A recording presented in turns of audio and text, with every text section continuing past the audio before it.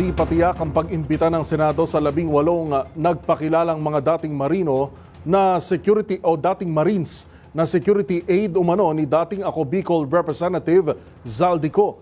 Ito'y dahil tinitimbang pa ang kanilang kredibilidad kung saan may hindi raw tugma sa basic logic at math ang kanilang mga testimonya.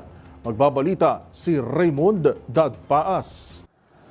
Wala pang katiyakan kung kailan ipatatawag sa Senado ang mga nagpakilalang 18 dating tauhan ng Philippine Marines na nagsilbing security ni dating Ako Bicol Party List Representative Elizalde Co.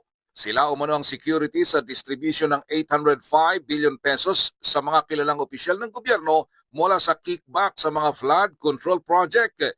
Ito matapos sabihin ni Senador Panfilo Ping Lacson bilang chairman ng Senate Blue Ribbon Committee na marami sa mga bahagi ng testimonya ng mga ex-Marines ang labag sa simpleng logic at basic math.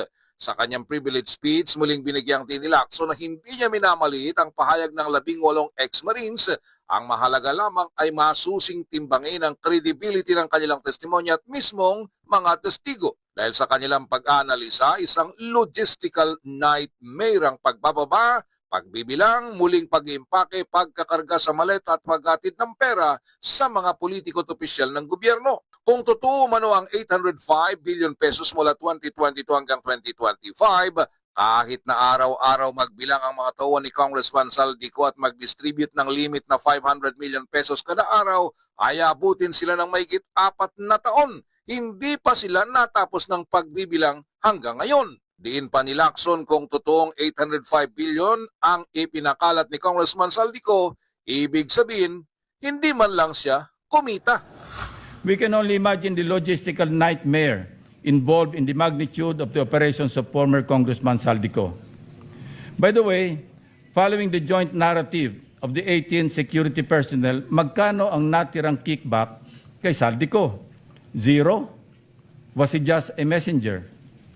Nabanggit ng 18 security personnel sa kanilang affidavit na ang bahay ni Congressman Zaldico sa Valle Verde 6, Pasig City ay naging bagsakan ng cash kung saan din ginagawa ni Mark Tiksay, John Paul Estrada at iba pang empleyado ang pagbibilang at pag-impake ng mga ito sa iba't ibang lalagyan. Una nito'y naghain si Senator Jaime Marcos ng resolution upang imbestigahan ng Senado ang ibinulgar ng 18 ex-Marines.